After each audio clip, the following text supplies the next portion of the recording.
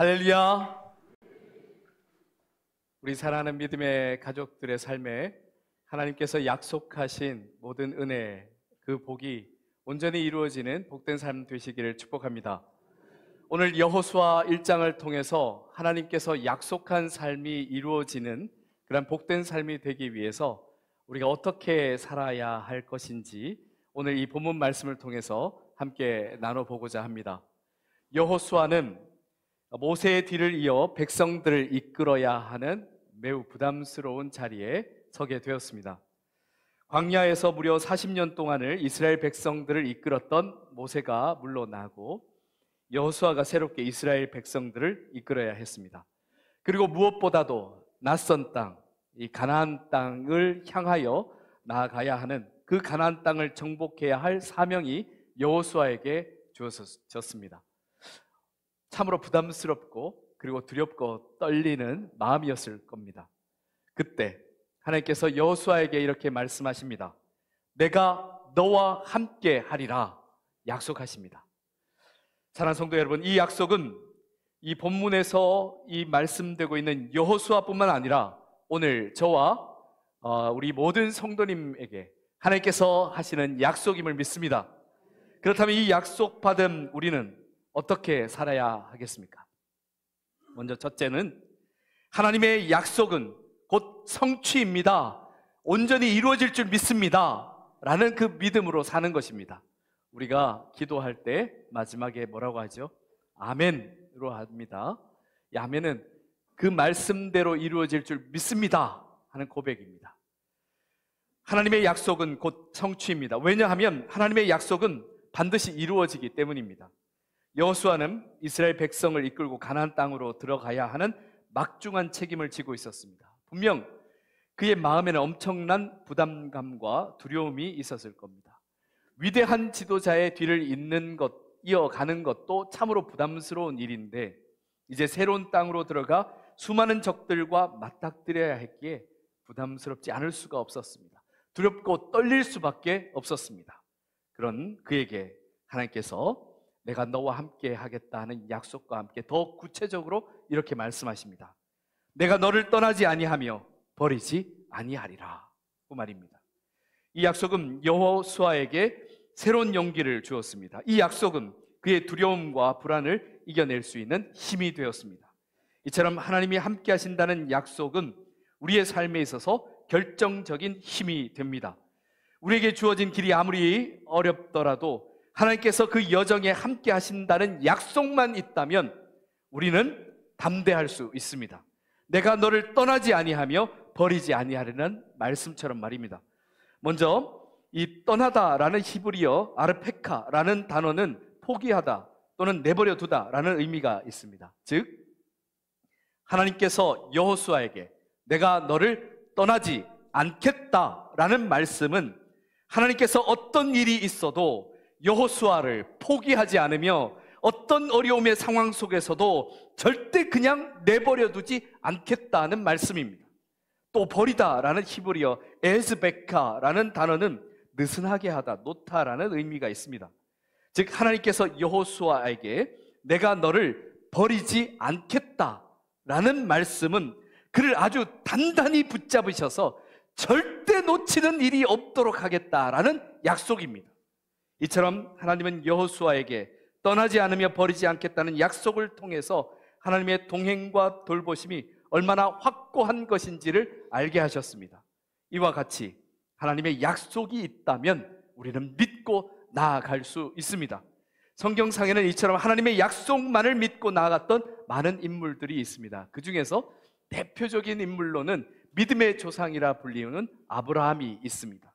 아브라함은 하나님께서 너는 너의 고향과 친척과 아버지의 집을 떠나 내가 내게 보여줄 땅으로 가라 하신 그 말씀을 듣고 그 명령을 듣고 그 막막하고 막연했던 길을 출발했습니다. 떠났습니다. 아브라함이 그 미래가 불투명한 여정을 출발할 수 있었던 이유는 바로 하나님께서 내가 너와 함께 하겠다는 그 약속을 의지하고 이것이 성취되리라는 믿음으로 나아갔던 것입니다. 아브라함은 이 약속을 붙들고 하나님의 말씀을 따라 앞으로 나아갔습니다. 그랬을 때 정말 하나님께서 아브라함에게 약속하신 그 모든 것이 이루어짐을 우리는 성경 말씀을 통해서 확인할 수 있습니다. 오늘 본문 말씀 1절에서 4절 말씀 사이에서 하나님께서 약속의 땅에 대한 이야기를 하실 때 참 특이한 표현들을 보게 됩니다. 과거 완료형과 미래형의 동사들이 함께 사용되고 있는데요, 즉 이미 주셨다는 과거 완료와 주시겠다는 미래 동사가 동시에 사용되고 있는 겁니다.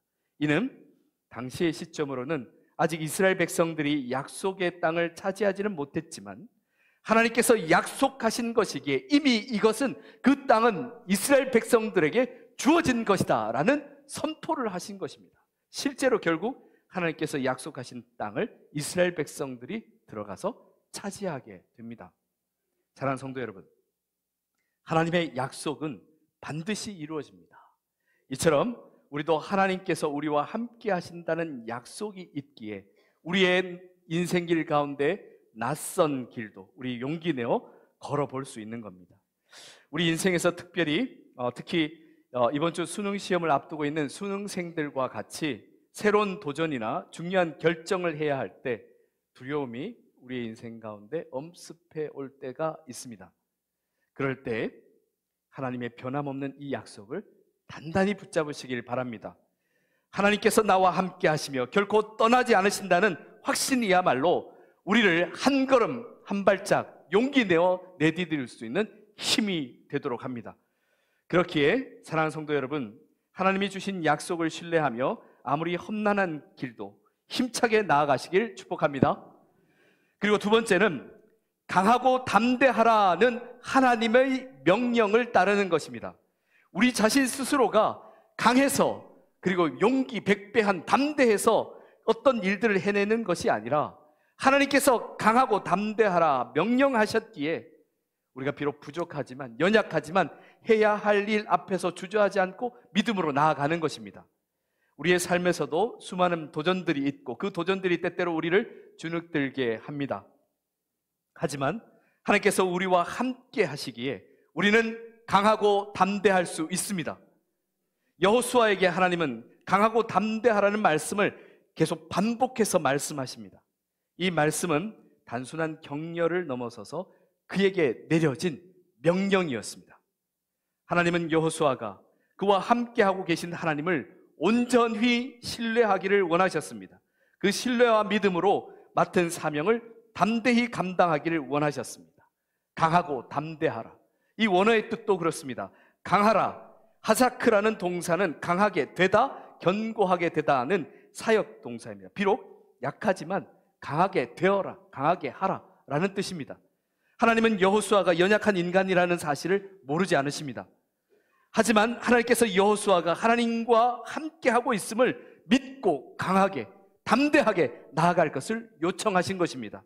그렇게 요청하신 이유는 곧 여호수아가 직면하게 될 도전과 싸움에서 그가 흔들리지 않는 자세로 계속해서 앞으로 나가야 했기 때문입니다. 그리고 담대하라, 히브리어 에마츠는 용기 있다, 두려워하지 않다는 의미인데요, 이 단어는 결연한 의지와 용기를 강조합니다.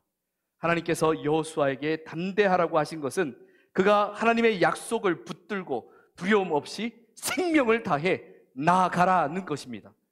특히 인생의 중요한 순간마다 우리의 신앙이 흔들릴 수 있지만 이 명령을 기억하고 믿음으로 나아갈 때 반드시 승리하게 될 줄 믿습니다. 역사에서도 아직 앞이 보이지 않고 그럴 만한 능력과 상황이 아님에도 불구하고 믿음으로 강하고 담대하게 앞으로 나아감으로 말미암아 승리하였던 역사들이 있습니다. 마틴 루터 킹 주니어 목사님은 믿음은 첫 걸음을 내디딜 때 모든 계단을 보이지 않을지라도 그 첫 번째 계단을 계속해서 오르는 것이다 라는 이야기를 하였습니다. 앞이 캄캄하여 쉽게 보이지 않는 그 순간에도 주님께서 나와 함께 하십니다 하는 믿음으로 한 걸음 나아가는 것입니다. 마틴 루터 킹 주니어 목사님, 당시에 인종차별이 극심했던 시대였습니다. 그러나 나는 꿈이 있습니다 라는 그 유명한 연설을 통해서, 설교를 통해서 하나님의 정의를 외쳤습니다. 그는 백인 사회의 엄청난 반발에도 오히려 두려워하지 않을 수 있었던 이유는 하나님이 주신 그 비전을 붙들고 있었기 때문이었습니다. 그리고 다른 일부 흑인들처럼 상대방을 죽이고 내가 사는 그런 폭력적인 투쟁으로 하지 않았습니다. 하나님의 방법대로 참된 정의를 실천하기 위해서 서로가 함께 살아갈 수 있는 평화적인 방법으로 싸웠습니다. 그랬을 때 오히려 많은 백인들도 그와 뜻을 함께 하였습니다. 그가 강하고 담대하게 나아갈 수 있었던 이유가 무엇이겠습니까? 다름 아닌 하나님의 정의와 사랑에 대한 확신이 있었기 때문입니다. 우리도 이 명령을 기억해야 합니다. 삶의 여정에서 우리는 무수한 도전에 맞닥뜨리게 될 수도 있습니다. 학업에서, 또 직장에서, 혹은 생각지 못했던 가정에서, 그리고 우리의 신앙생활에서 어려운 일들이 찾아올 수도 있습니다. 그럴 때 하나님의 강하고 담대하라 라는 이 명령을 붙잡으시기 바랍니다. 이 명령은 우리의 약함이나 두려움에 집중하는 것이 아니라 하나님께서 우리에게 주시는 용기와 힘에 집중하라는 뜻입니다. 사랑하는 성도 여러분, 하나님이 저와 우리 성도님들과 함께 하시기에 우리는 하나님을 의지함으로 강하고 담대하게 나아갈 수 있습니다. 우리의 신앙의 여정에서 하나님의 명령을 따라 두려움을 넘어서서 담대히 앞으로 나아가시길 축복합니다.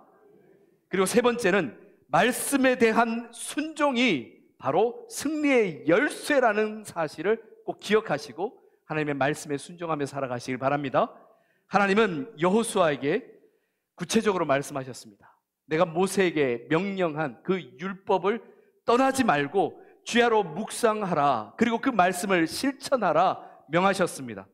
여호수아가 하나님의 말씀에 순종하는 삶을 살 때 그것이 바로 그에게 주어진 약속이 성취되는 가장 확실한 방법이었기 때문입니다. 우리도 하나님의 말씀을 마음에 새기고 실천할 때 우리의 삶에 승리의 열매를 맺어갈 수 있습니다. 하나님의 말씀은 우리가 나아가야 할 길을 인도하시며 또 우리를 하나님께로 더 가까이 이끌어 승리의 삶을 가능하게 합니다. 하나님은 여호수아에게 율법을 떠나지 말고 주야로 묵상하라고 하십니다. 하나님의 말씀에 순종하는 것이 그에게 주어진 사명을 이루는데 매우 중요한 열쇠였기 때문입니다. 이 율법책을 내 입에서 떠나지 말게 하며 주야로 그것을 묵상하여에서 이 역시 히브리어 떠나다 야뮤시라는 단어는 떠나고 벗어나는 분리를 의미합니다. 여기에 부정어인 히브리어 로를 붙여서 떠나지 말게 하라고 명하십니다.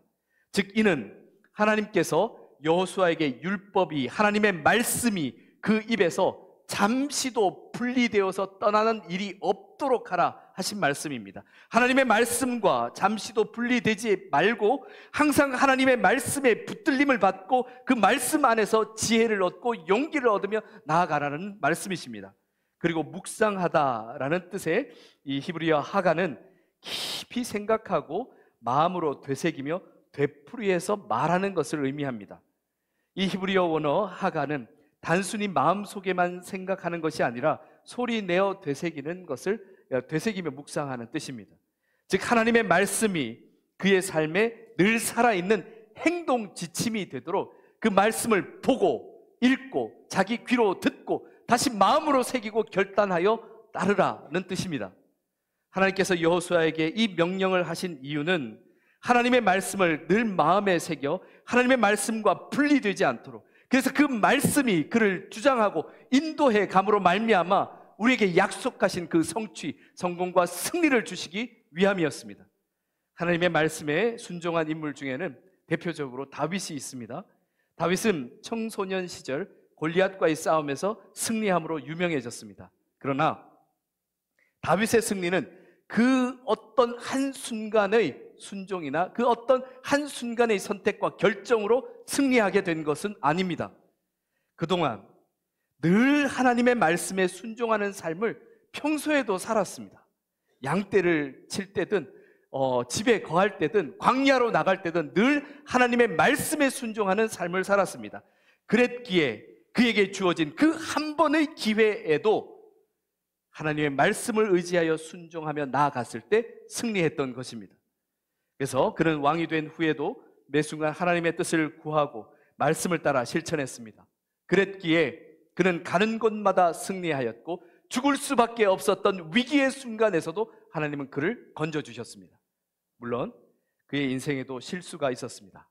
하지만 그는 곧 하나님 앞에 회개함으로 돌아섰습니다. 하나님의 그 말씀으로부터 분리되는 것을 한순간도 견딜 수 없었습니다. 다윗이 우리에게 가르쳐 주는 것은 승리의 열쇠는 바로 하나님의 말씀에 순종하는 것입니다. 주님은 나의 최고봉이란 저서로 잘 알려진 오스왈드 챔버스는 이런 이야기를 합니다. 우리 같이 한번 읽어볼까요? 순종은 선택적인 것이 아니라 그리스도인의 삶의 기본입니다. 뭐라고요? 순종은 선택적인, 내가 하겠다, 안 하겠다 이런 선택적인 것이 아니라 그리스도인의 삶이라면 이것은 기본이라는 겁니다. 왜냐하면 진정한 신앙은 순종에서 나타납니다. 우리가 하나님을 신뢰할 때 그 말씀을 따라 순종하는 것은 자연스러운 결과이기 때문입니다. 그런데 사랑하는 성도 여러분, 우리의 신앙의 모습을 잘 점검해 봐야 합니다. 그리스도인의 삶의 기본인 이 순종이 어느 순간부터 선택적인 사항이 되어가고 있습니다. 이 시대가 점점 사사시대와 같이 각자의 소견에 옳은 대로 신앙생활을 하려고 합니다. 온 마음과 뜻과 힘을 다하여 하나님을 사랑하라 하신 말씀을 자기 뜻대로 해석해서 예배도 내 마음대로, 기도도 내 마음대로 하려 합니다. 이웃을 사랑하라 하신 말씀을 자기 주관적으로 해석해서 내가 좋아하는 사람만 골라서 사랑합니다. 예수님은 절대 그렇게 하지 말라 하셨습니다. 누가복음 6장 32절 말씀에 만일 너희가 너희를 사랑하는 자만을 사랑하면 칭찬받을 것이 무엇이냐? 죄인들도 사랑하는 자는 사랑하느니라. 우리가 결코 죄인의 상황에 그대로 머물러 있어서는 안 되지 않겠습니까? 그리고 주님은 마음으로라도 죄를 짓지 말라 하셨습니다. 그런데 우리는 드러나지 않는다고 마음으로 수없이 많은 죄를 짓고도 스스로 의로운 척할 때가 많습니다. 심지어 이 시대에 넘쳐나는 성적 타락 가운데 동성애를 합법화하려는 움직임이 거세게 일어나고 있습니다. 인간 중심적인 학문과 세상적인 학문으로 좀 머리가 커진 인간은 첫사람 아담 때부터 했던 죄, 즉 말씀에 순종하지 않는 죄를 반복해서 이 시대에도 짓고 있습니다. 사랑하는 성도 여러분, 하나님의 말씀보다 위대한 것은 없습니다. 하나님의 말씀 외에 우리를 구원할 진리는 없습니다. 지난달 우리 교단을 포함해서 한국의 많은 정통 교단이 참여를 선언한 10월 27일 연합 예배에서 신앙의 회복과 신앙의 자유를 지키기 위해서 핵심적인 4가지 사항을 이 시대에 요구했습니다. 우리 대한예수교 장로회 통합측 교단 정론지인 한국기독공보에 실린 내용입니다. 첫째, 정부는 동성결합을 사실혼 관계와 같게 취급하려는 국민건강보험공단의 위법한 자격관리 업무 처리 지침을 즉각 개정하기를 바랍니다. 둘째, 법원과 헌법재판소는 성전환 수술 없는 성별 정정을 허용하거나 동성결합 합법화의 길을 여는 판결을 하지 말 것을 촉구합니다. 셋째, 국회는 남자와 여자 외에 제3의 성젠더를 인정하며 역차별을 불러오는 포괄적 차별금지법과 평등법 같은 악법은 제정하지 말 것을 요구합니다.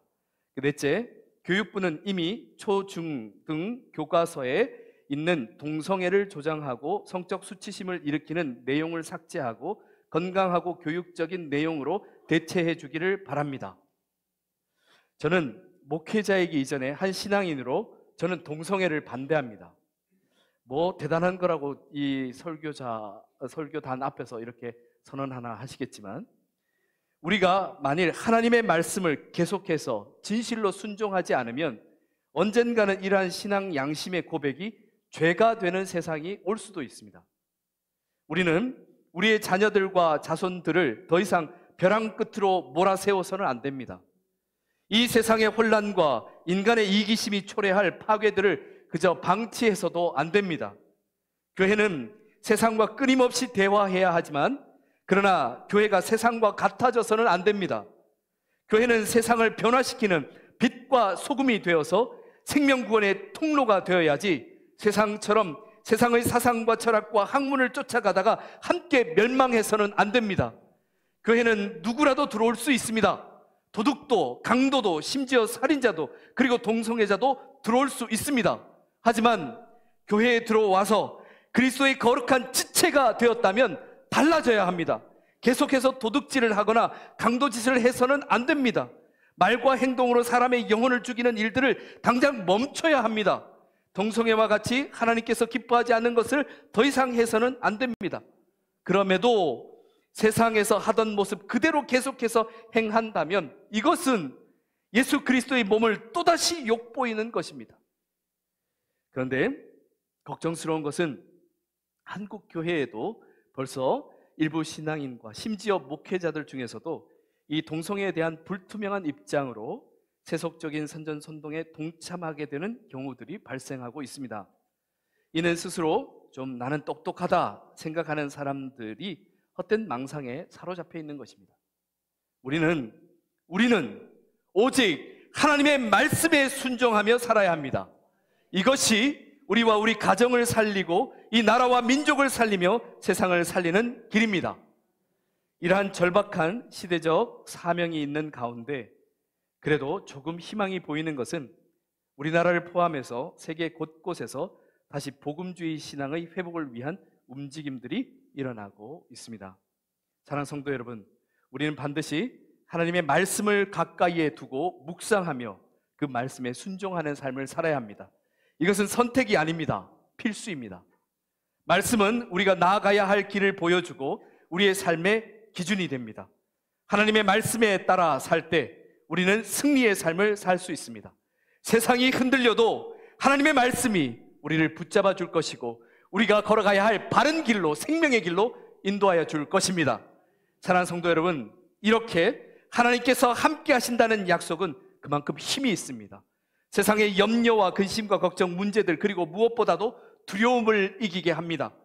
하나님은 다시 한번 여호수아에게 두려워하지 말라고 명령하십니다. 두려움은 인간에게 자연스러운 감정이긴 합니다. 하지만 하나님은 우리에게 명령하시고 요구하시는 것은 두려움에 계속해서 두려움에 붙잡힌 그 상태로 우리를 방치해 두지 말라는 말씀입니다. 왜냐하면 두려움은 사람을 약하게 만들어서 하나님의 바른 길을 걸어가는 그 걸음을 멈추게 하기 때문입니다. 그러나 하나님은 우리와 함께 하신다는 사실을 확신할 때 우리는 두려움을 넘어서서 하나님의 능력 안에서 확실히 나아갈 수 있습니다. 하나님은 계속해서 여호수아에게 두려워하지 말며 놀라지 말라 하십니다. 이는 수많은 적들이 있다 할지라도 두려워하지 말고, 전혀 예측치 못했던 상황들이 막 여기저기에서 벌어진다 할지라도 놀라지 말라는 말씀입니다. 왜? 하나님께서 내가 너와 함께 하지 않느냐, 내가 너와 함께 하겠다는 약속이 그에게 주어졌기 때문입니다. 그래서 하나님은 여호수아에게 이 약속을 신뢰하고 믿고 앞으로 나아가라 합니다. 우리 역사 속에서도 인생의 어려움 속에서 하나님께서 함께 하심을 믿으며 두려움을 이겨냈던 많은 신앙의 선배들, 순교자들이 있었습니다. 그 중에 루마니아의 목회자였던, 우리나라에 잘 알려지지 않은 목회자가 있는데요. 리처드 원브란트라는 목사님은 공산주의 정권 하에서도 기독교 신앙을 지키며 극심한 박해를 견뎌낸 인물입니다. 그는 공산 정권이 기독교 신앙을 억압하고 교회를 폐쇄하는 상황 속에서도 담대하게 복음을 전하고 공산주의자들에게도 하나님의 사랑을 전파하려 했습니다. 이러한 활동으로 인해서 여러 차례 체포되었고 고문과 고난의 시간을 겪어야 했습니다. 무려 14년 동안 감옥에 갇혀 있었으며 잔인하고 혹독한 고문을 받았습니다. 그러나 그는 끝까지 신앙을 지켰습니다. 그가 그 지옥 같았던 시기를 견뎌낼 수 있었던 것은 다름 아닙니다. 하나님께서 지금 나와 함께하고 계십니다는 믿음 때문이었습니다. 그래서 그는 그 고난 중에서도 감옥 안에서 동료 죄수들에게 하나님의 사랑을 전했습니다. 그가 기적적으로 루마니아를 빠져나오게 된 이후에 이렇게 공산 치하에서 핍박받고 박해받는 그리스도인들, 순교자들의 소리를 전하기 위해서 나중에 세계 곳곳에 설립되어서 우리나라에도 있습니다. 순교자의 소리라는 단체의 전신이 된 공산주의 세계의 예수를이라는 단체를 설립했습니다. 그리고 서방 세계의 공산권 국가의 기독교인들이 겪는 그 고난을 알리기 위해 많은 증언을 남겼으며 그에 져서 그리스도를 위한 고난이라는 책은 전 세계 교회에 큰 영향을 미쳤습니다. 원브란트 목사님 그 두 부부는 두려움을 대면할 때 그리스도인들이 가져야 할 태도에 대해서 이렇게 이야기하고 있습니다. 우리는 빈정거림과 비방을 받아도 온유한 사랑을 보일 것입니다. 이러한 태도는 충분히 가능합니다.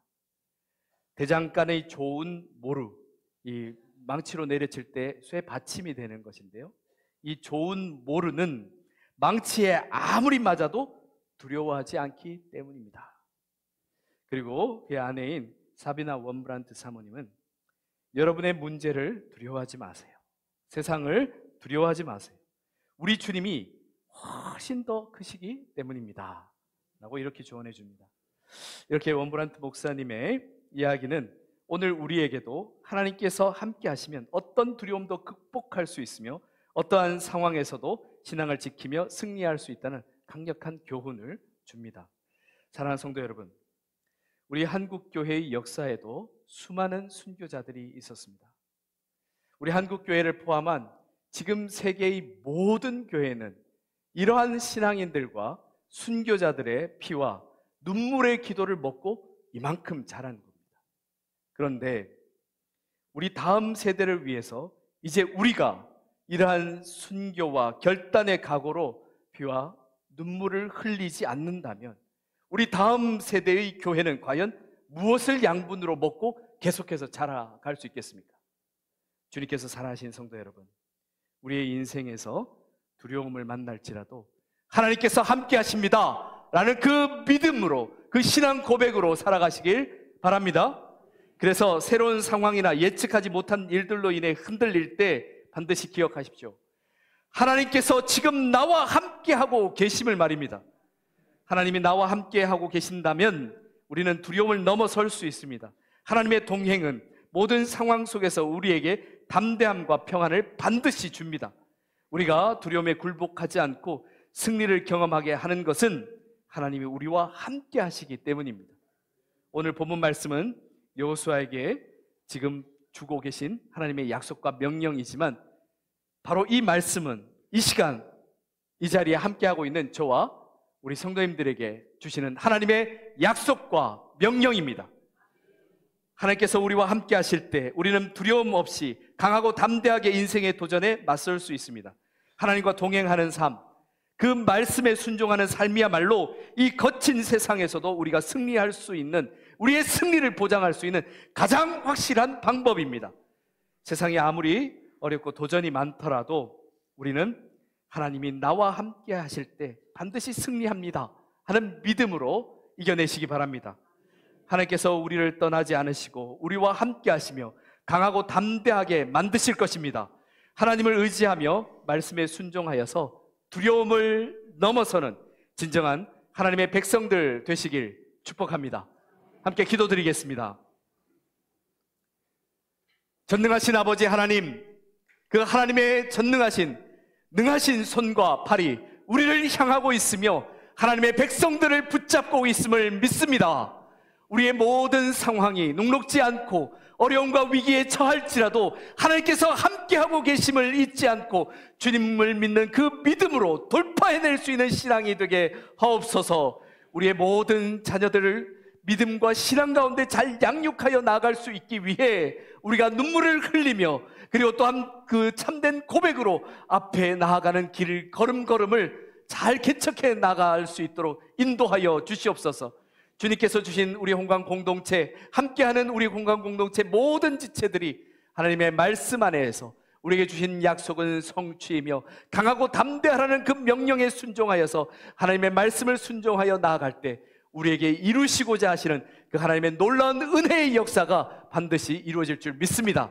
그 은혜를 기대하고 고대함으로, 기도함으로 이 땅 가운데서도 하나님의 백성으로, 축복의 통로로, 생명구원의 통로로 살아갈 수 있도록 인도하여 주시옵소서. 우리 주 예수 그리스도의 이름으로 기도드립니다. 아멘.